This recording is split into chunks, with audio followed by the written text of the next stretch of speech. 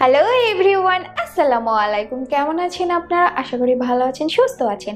তো আমি আরেকটি নতুন ব্র্যান্ড নিউ ভিডিও নিয়ে চলে এসেছি আপনাদের সামনে। আমি প্রতি ভিডিওতে বলে থাকি যে আপনাদের কোনো কোয়েশ্চেন থাকলে বা আমার কাছ থেকে আর কী বিষয়ে ভিডিও চান সেসব নিয়ে কমেন্ট করবেন। তো আপনাদের কমেন্টগুলো আমি পড়ি এবং সেখান থেকে বেছে বেছে যেই বিষয়ে বেশি কমেন্ট পড়ে সেগুলো নিয়ে আমি ভিডিও তৈরি করি। একটা কমেন্ট আমি অনেক বেশি পেয়েছি, তা হলো গর্ভকালীন ডায়েট। আপনারা বলেন যে প্রেগনেন্সির পরে ওজন বেড়ে যাওয়া নিয়ে তো অনেক ভিডিও করেছো আপু, তো গর্ভকালীন ডায়েট নিয়ে কিছু বলো যাতে করে ওয়েটটা আসলে খুব বেশি না বেড়ে যায় এবং প্রেগনেন্সির পরে ওজন কমাতে খুব একটা কষ্ট না হয়। আসলে গর্ভকালীন ডায়েটটা হচ্ছে খুবই সেন্সিটিভ বা স্পর্শকাতর। এটা আমার মাথায় ছিল, কিন্তু এটা নিয়ে আমি ডায়েট বানাচ্ছিলাম না। আমার মনে হয় যে এই সময়টাতে প্রতিটি মহিলা বা মেয়েকে একজন ডক্টরের আন্ডারে থাকতে হয়, কারণ এক একজনের বডি বা কমপ্লিকেসি এক এক রকমের হয়ে থাকে। তাই আমি একটা ডায়েট দিব, এটা সবার ক্ষেত্রে প্রযোজ্য নাও হতে পারে। তাই একটা ডক্টরের আন্ডারে থেকে সেই ডক্টর যা যা বলবেন সেই অনুযায়ী আসলে চলা উচিত সবারই। তবুও আজকে আমি কিছু বেসিক টিপস দিব বা ডায়েট সম্বন্ধে বলবো, যেটা ফলো করলেও দেখা যাবে যে প্রেগনেন্সি পিরিয়ডে খুব একটা ওজন বেড়ে যাবে না। সাধারণত গর্ভকালীন সময়ে 10 থেকে 12 বা 15 কেজি সর্বোচ্চ ওজন বাড়া উচিত। অনেক সময় দেখা যায় যে এই 10, 12 বা 15 বা তার চাইতেও অনেক বেশি ওজন বেড়ে যায়। তো এই অতিরিক্ত ওজন যাতে এই সময়টাতে না বেড়ে যায় সেই জন্য আজকের ডায়েটটা বা টিপসগুলো, আর এগুলো যদি আপনারা ফলো করেন তাহলে দেখা যাবে যে অতিরিক্ত ওজনটা বেড়ে যাচ্ছে না। গর্ভকালীন সময় যে 10 থেকে 15 কেজি ওজন বাড়া উচিত ততটুকুর মধ্যেই আছে। গর্ভকালীন সময়টাকে 3টা ভাগে ভাগ করা হয়। যেমন প্রথম 3 মাসকে বলা হয় ফার্স্ট ট্রাইমেস্টার, তারপরে 3 থেকে 6 মাসকে বলা হয় সেকেন্ড ট্রাইমেস্টার, তারপর 6 থেকে 9 বা তারপরে যতদিন থাকবে সেটাকে বলা হয় থার্ড ট্রাইমেস্টার। 3টা কালে আলাদা আলাদা টাইপের ডায়েট হয়। সাধারণত প্রথম ট্রাইমেস্টারে খুবই খাবারের পরিবর্তন, আমূল পরিবর্তন আনার খুব একটা দরকার নাই, কিন্তু দ্বিতীয় এবং থার্ড ট্রাইমেস্টারে আপনি প্রতিদিন যে খাবারটা খান তার থেকে 300 থেকে 450 ক্যালোরি বেশি নিতে হবে বেবির জন্য, কারণ আপনার শরীরের নিউট্রিশন থেকেই কিন্তু বেবি পুষ্টি পাবে। আমি নিজেও যেহেতু গর্ভকালীন সময়টা পার করে এসেছি, তো আমি আমার অভিজ্ঞতা এবং আমার পড়াশোনা বা নলেজ দিয়ে যতটুকু পারি আজকে আপনাদেরকে হেল্প করার চেষ্টা করব। আমরা যদি গর্ভকালীন সময়টাতে একটু সচেতন হতে পারি তাহলে দেখা যায় যে খুব বেশি ওজনটা কিন্তু বেড়ে যায় না। এই সময়টাতে মেয়েদের হরমোনাল চেঞ্জেসের কারণে অনেক রকমের ক্রেভিংস হয়, উল্টাপাল্টা ক্রেভিংস হয়। আমার যেমন প্রথম 3 মাস শুধু পান্তা ভাত খেতে ইচ্ছে করতো। ভাবা যায়, আমার কোনো খাবারের রুচি ছিল না, শুধু পান্তা ভাত খেতে ইচ্ছে করতো।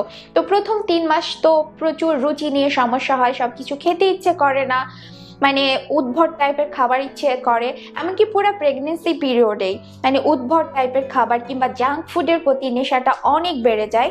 তো একটু যদি ধৈর্য ধরে বুদ্ধি খাটিয়ে একটু মাথা খাটিয়ে যদি খাবারগুলো খাওয়া হয় তাহলে দেখা যায় যে আপনি এই সময়টাতে সুস্থও থাকবেন আর অতিরিক্ত আপনার ওজন বেড়ে যাবে না। তাছাড়া প্রেগনেন্সি পিরিয়ডে একটা প্রবলেম দেখা যায়, তা হচ্ছে ডায়াবেটিস। এই সময়টাতে অতিরিক্ত উল্টাপাল্টা খাবার জাঙ্ক খাওয়ার জন্য দেখা যায় যে ডায়াবেটিসও হয়ে যায় অনেকের ক্ষেত্রে। তো আপনারা অবশ্যই একটা ডক্টরের আন্ডারে থাকবেন এবং সব রকমের টেস্টগুলো অবশ্যই করবেন।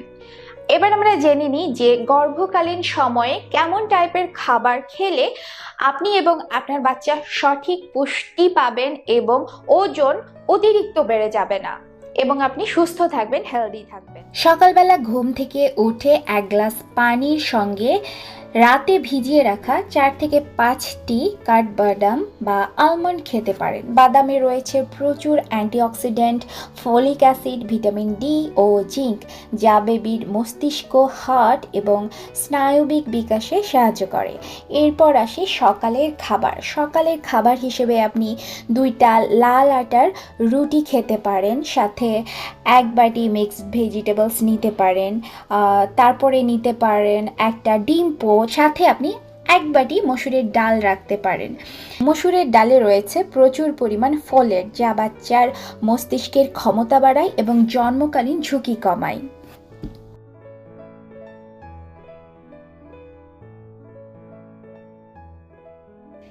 এছাড়া আপনি খেতে পারেন ওটস আর দুধ দিয়ে এই রকম টাইপের একটি খাবার, যেটার নাম হচ্ছে ওটস ডিলাইট। এটি রেসিপি কিন্তু আমার চ্যানেলে দেয়া আছে।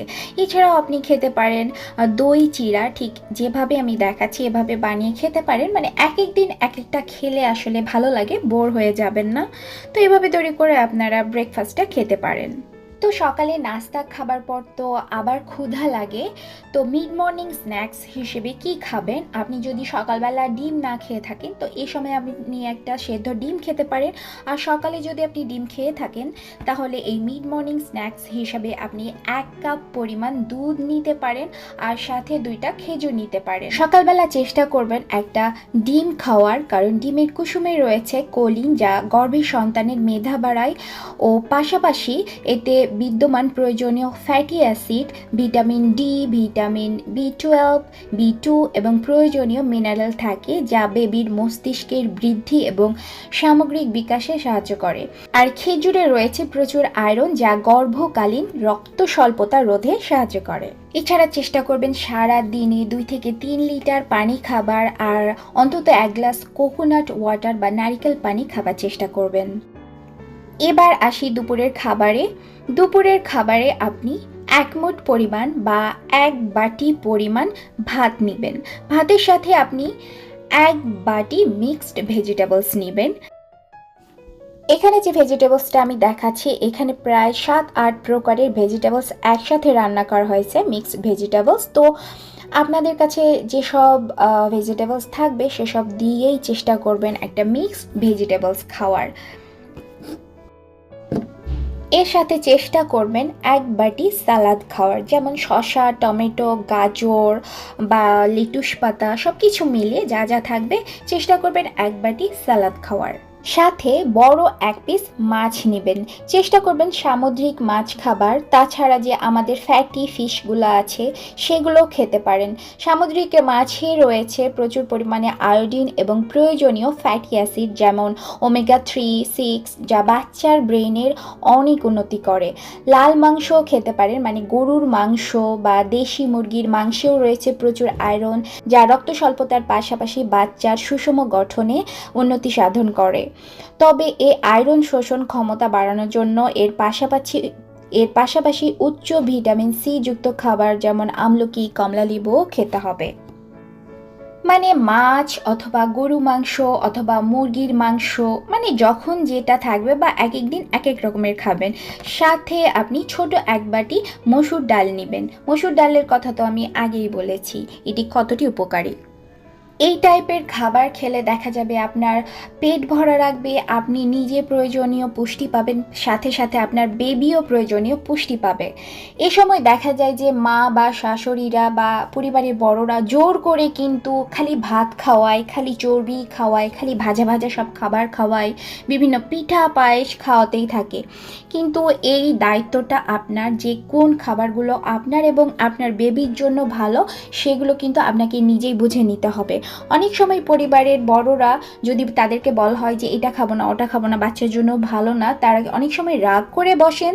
তো এটা ম্যানেজ করতে হবে, মানে আপনাকে বুঝে নিতে হবে যে আপনার আর বাবুর জন্য কোন খাবারটি বেস্ট হবে।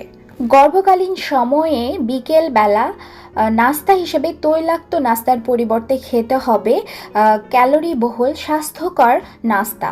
এ সময় খাবারের তালিকায় রাখা যায় চিকেন স্যুপ, দুধ ও বাদাম, পপকর্ন, মিক্সড ফল বা ছোলা মুড়ি বা সালাডের যে কোনো এক। এখানে যে খাবারটা আমি দেখাচ্ছি ছোলা দিয়ে, এটা খেতে কিন্তু খুবই মজার এবং খুবই পুষ্টিকর। আপনারা এটাও খেতে পারেন। মানে এক এক দিন এক এক টাইপের খাবার খাবেন, তাহলে ভালো লাগবে খেতে। এছাড়া টক দইয়ের সাথে একটা কলা, খেজুর মিক্স করে এভাবেও আপনারা খেতে পারেন। এবার আসি রাতের খাবারে। রাতের খাবারেও আপনারা এভাবে নিতে পারেন 1 বাটি সালাদ, বড় 1 পিস মাংস, 1 কাপ ভাত, অথবা 2টা লাল আটা রুটি। তবে আমি বলবো যে আপনারা চেষ্টা করবেন 2টা লাল আটা রুটি খাওয়ার। যারা একেবারে রুটি খেতে পছন্দ করেন না তারা তখন 1 কাপ ভাত নেবেন। এছাড়া 1 বাটি মিক্সড ভেজিটেবলস নেবেন। এটা খুবই মাথায় রাখবেন যে প্রচুর সবুজ শাকসবজি খেতে হবে।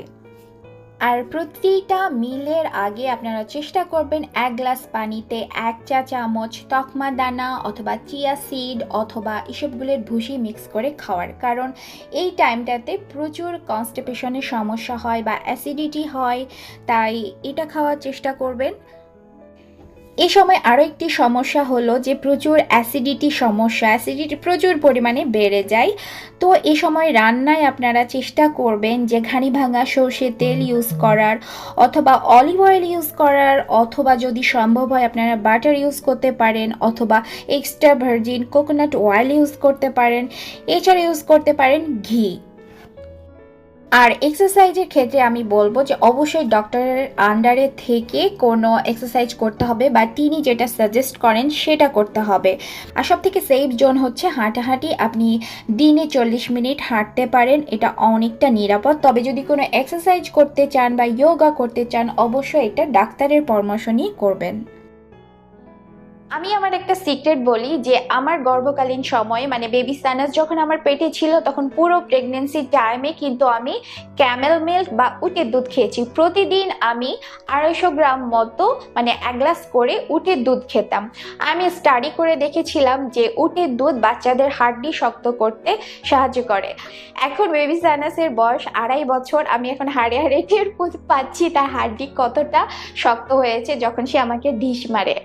তো যাই হোক, আপনারা যদি পান তবে ক্যামেল মিল্ক বা উটের দুধ খাবেন, আর না পেলে তো গরুর দুধই এনাফ। প্রেগনেন্সি টাইমে যে খাবারগুলো অ্যাভয়েড করবেন তা হলো জাঙ্ক ফুড, প্রসেস ফুড, বাইরের যে পিৎজা বার্গার এই টাইপের খাবারগুলো, তারপর অতিরিক্ত কার্বোহাইড্রেট যেমন সাদা ভাত বা সাদা রুটি যেটাকে বলে, এই খাবারগুলো আপনাকে অ্যাভয়েড করতে হবে। কামরাঙা আনারস, কাঁচা পেঁপেতে কিছু এনজাইম থাকে যা প্রথম ট্রাইমেস্টারে ভ্রূণের ক্ষতি করতে পারে, তাই ক্ষতি যে হবে এমনটাও না, নাও হতে পারে। তো আমি বলি যে সাবধানতার জন্য এগুলো খাওয়ার তো দরকার নাই। অতিরিক্ত লবণাক্ত খাবার বা প্রচুর চিনি জাতীয় খাবার, এই সময়টাতে প্রচুর ক্রেভিং হয় এবং মিষ্টি জাতীয় খাবার, বিভিন্ন টাইপের ডেজার্ট খেতেই থাকেন। তো এই মিষ্টি খাবারটা খাবেন না বা প্রচুর লবণ দিয়ে খাবার কোনো খাবেন না। প্রচুর লবণ জাতীয় লবণাক্ত পানি খেলে অনেক সময় হচ্ছে যে শরীর ফুলে যেতে পারে। আরেকটা টিপস দিই যে গর্ভকালীন সময়ের প্রথম থেকে যখন আপনি শুনবেন যে আপনি প্রেগনেন্ট, সেই সময় থেকে কোকোনাট অয়েল আপনি প্রতিবার শাওয়ার নেওয়ার পরে ফুল বডিতে ম্যাসাজ করবেন, বিশেষ করে পেটে বেশি করবেন, পেটের এরিয়াতে বা থাইতে। ফুল বডিতে যদি আপনি ম্যাসাজ করতে থাকেন তাহলে দেখবেন যে বেবি হয়ে যাওয়ার পর আপনার খুব একটা বেশি স্ট্রেচ মার্কস পড়ছে না। অনেক সময় বেবি হয়ে যাওয়ার পরে আমরা চিন্তায় পড়ে যাই যে স্ট্রেচ মার্কসগুলো কি করে উঠাবো। আসলে আমরা প্রথম থেকে যদি একটু সাবধান হই তাহলে এত ভয়ঙ্কর ভাবে স্ট্রেচ মার্কস গুলো পড়ে না। আমার এই ভিডিওটি যারা দেখছেন, যারা এখন প্রেগন্যান্ট বা ভবিষ্যতে প্রেগন্যান্ট হবেন, তারা প্লিজ আমার চ্যানেলটি সাবস্ক্রাইব করে নেবেন এবং পাশে দাও বেল বাটনে ক্লিক করে নেবেন। তো আমি গর্ভকালীন সময় ডায়েট নিয়ে কথা বললাম, আশা করি আপনাদের ভালো লেগেছে। যারা এখন প্রেগন্যান্ট অথবা ভবিষ্যতে প্রেগন্যান্ট হতে চাচ্ছেন তাদের কাজে লাগবে। আর আপনাদের যদি এই বিষয়ে আরো কোয়েশ্চেন থাকে তাহলে আমাকে অবশ্যই কমেন্ট করবেন, কিংবা আমি নতুন আরেকটা ভিডিও দিয়ে আরো কিছু বলার চেষ্টা করব। তাহলে আজকের মতো এখানেই শেষ করছি। ভালো থাকবেন, সুস্থ থাকবেন, আল্লাহ হাফেজ।